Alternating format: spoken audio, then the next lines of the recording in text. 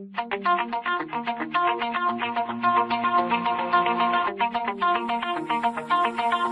revoici avec la PS3 qui avait un certain problème d'alimentation. Enfin, selon moi, c'était l'alimentation donc qui avait un souci sur cette console. Donc, par bonheur, j'ai pu en trouver une donc sur eBay à un prix vraiment très raisonnable. Donc la voici, hein, donc c'est une alimentation tout ce qui est de plus officiel. Donc c'est ce qui est cool. Donc ça doit venir d'une autre console 80 Go qui a eu un souci. Donc là vous pouvez voir la petite pochette avec les vis, puisque j'avais laissé les vis dans une petite pochette pour m'éviter de tout redévisser la prochaine fois que j'allais m'occuper de cette console. Tac. Et nous allons donc tout dévisser.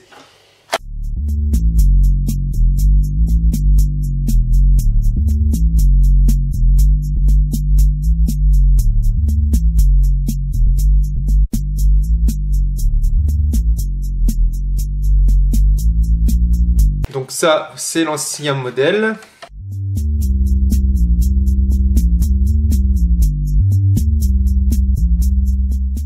Donc avant de revisser le tout, eh bien, on va tester. Donc là vous avez vu, hein, j'ai changé donc l'alimentation, j'ai rebranché donc les deux connecteurs. Donc nous allons nous mettre sur l'HDMI sur la télé. Nous allons allumer la console. Je ne l'ai pas du tout fait redémarrer depuis une semaine et demie, donc elle est complètement froide. Donc là, eh bien maintenant, c'est le verdict. Donc si ça fait encore l'YLOD, c'est qu'il y a un autre souci. C'est parti. Donc elle démarre. Il y a bien le jeu à l'intérieur. Et ça refait la même chose. Donc là, il y a un réel souci. Donc là, je suis bien dans la merde. Donc mon diagnostic n'était pas le bon. Comme vous avez pu vous en apercevoir, donc je suis bien encore en lumière orange. Donc ce que je vais faire, je vais donc sortir le jeu, donc le disque de la console. Voilà. Donc là, ça le refait. J'éteins, je rallume. Je démarre la console.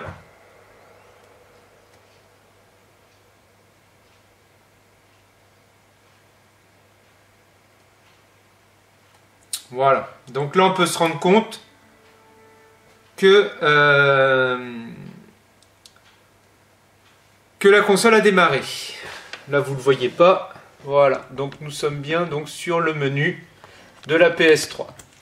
L'autre hypothèse de ce souci serait donc le lecteur Blu-ray qui aurait un souci, qui pomperait peut-être trop de jus pour ce que donne en fait l'alimentation. Donc je vais le changer. Heureusement ça, les lecteurs Blu-ray, j'en ai en pagaille. Donc on se retrouve tout de suite pour le changement du lecteur Blu-ray. Ok, donc nous revoici au-dessus de notre PS3 en panne. Donc ce qu'on va faire, c'est tout bête. Pour le moment, je vais mettre un autre lecteur à la place, sans mettre sa carte fille. Parce que vous savez que pour que ça fonctionne, il faut que la carte fille du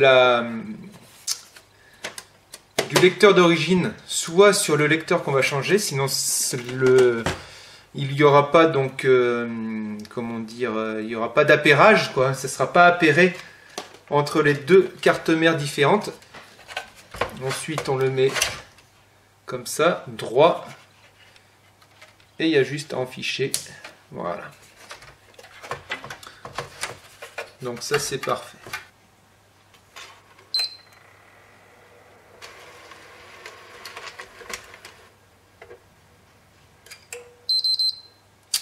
Et ça fait exactement pareil.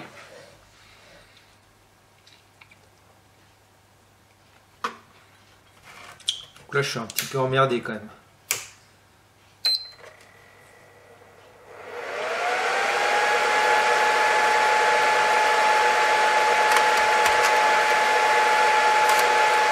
Donc là, je l'ai passé en mode soufflerie. Oh putain.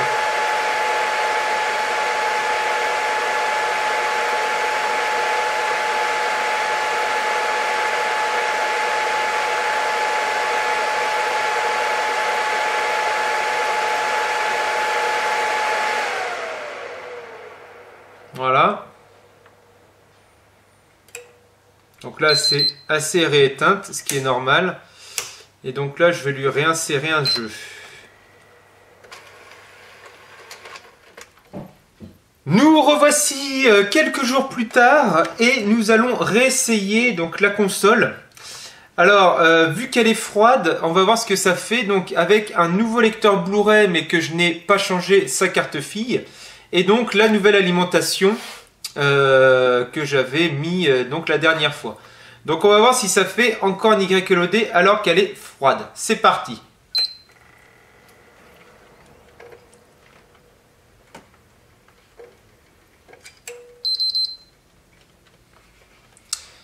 On peut se rendre compte que oui. On va réessayer cette fois en éjectant le disque.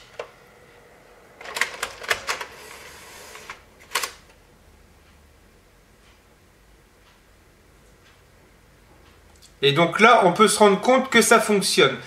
Donc, enfin, ça a eu fonctionné. Ah, ça a eu fonctionné. Là, c'est vraiment, vraiment bizarre quand même, hein. Donc, on va réessayer.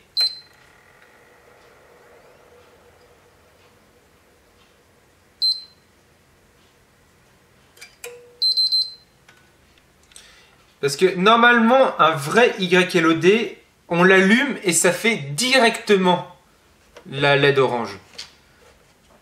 Regardez, je vais vous faire voir. Donc, nous voici en gros plan donc pour voir ce que fait la console quand on l'allume. Donc, regardez le temps que ça met.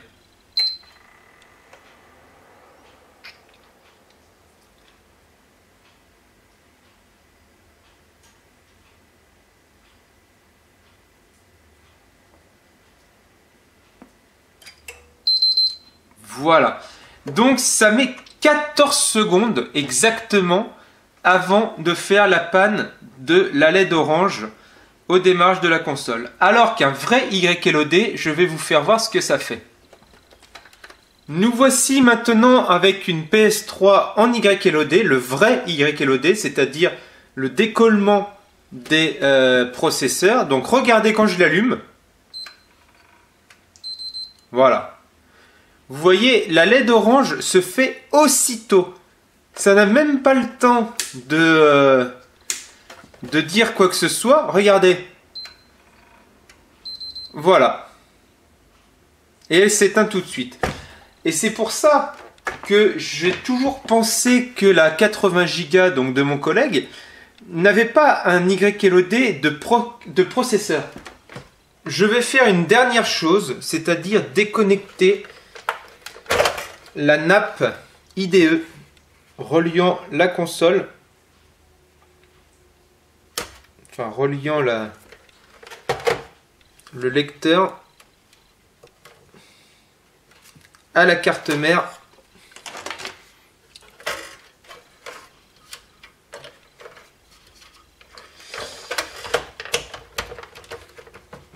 Toc.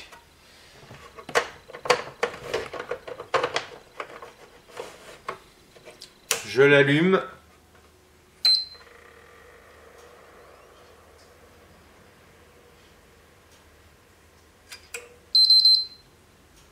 Non, ça ne fonctionne pas plus pour autant.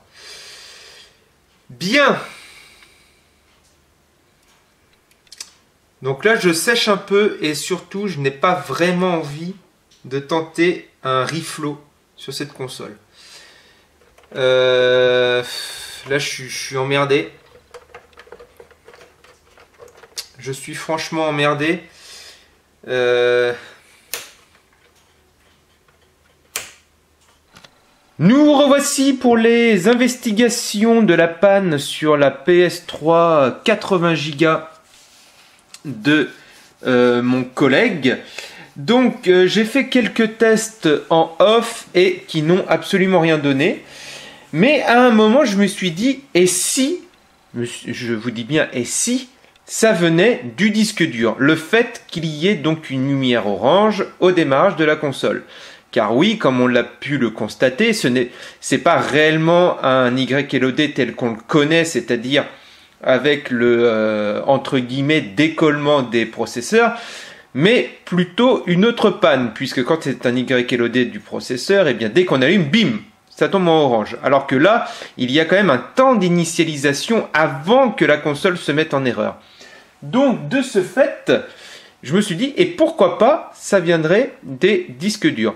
Donc en voici un à moi que j'ai installé sur un autre rack de PS3 80 Go qui était HS. Et voici donc le disque dur original, enfin original. Il a été changé par un 250 Go. En tout cas, c'est celui que j'ai toujours connu dans cette console. Donc, on va quand même refaire un petit test. Je vais insérer le disque dur original dans la console. Voilà, donc ça c'est fait. J'allume maintenant la console et on va voir ce que ça donne.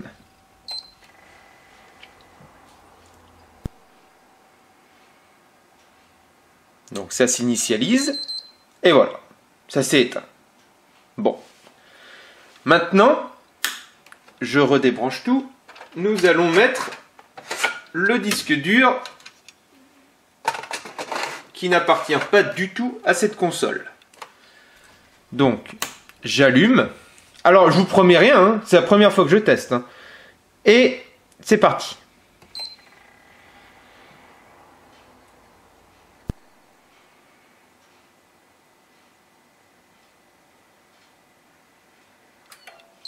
Eh ben non. Ça fait la même chose. Bon, eh ben écoutez, je continue les investigations. Bien, donc nous revoici après une bonne demi-heure d'investigation. Donc j'en ai conclu que c'était une certaine panne, donc je vais vous faire part de ma conclusion. Donc j'éteins tout. Voilà, donc on voit que ça ne clignote plus. Je rallume.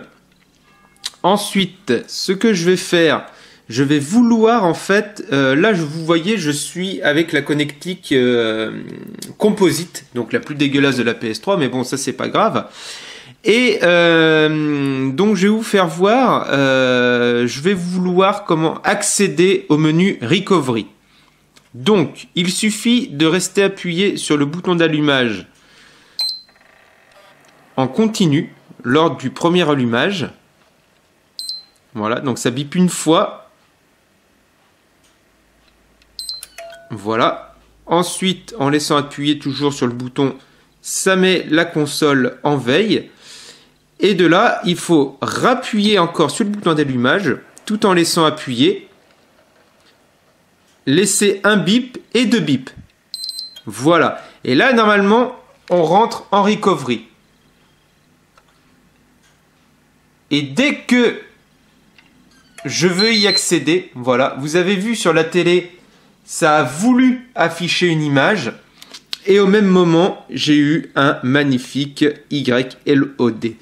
Et donc, mes théories étaient, je pense, fausses vis-à-vis d'un problème d'alimentation ou autre sur la carte mère, mis à part les processeurs. Eh bien, je pense m'être trompé puisque ça doit être le processeur graphique, donc l'Emotion... Non, ça c'est pour la PS2, l'Emotion Engine.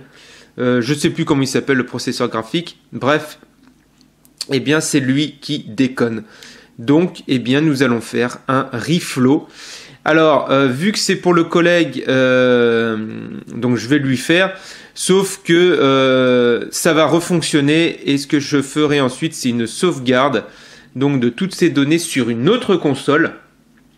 Comme ça, je vais faire donc un backup de la console entière sur une autre qui, elle, fonctionne. Et je pense que je lui donnerai une autre console à la place. Parce que celle-là, ben, elle tiendra, je pense pas, Elle peut tenir comme 25 ans, comme elle peut tenir juste 2 semaines. Donc c'est assez aléatoire hein, ma méthode. Hein. Et donc je vais lui faire ça, histoire de le dépanner, récupérer toutes ses données, ses sauvegardes, etc. Et ensuite je lui en donnerai une autre. Voilà.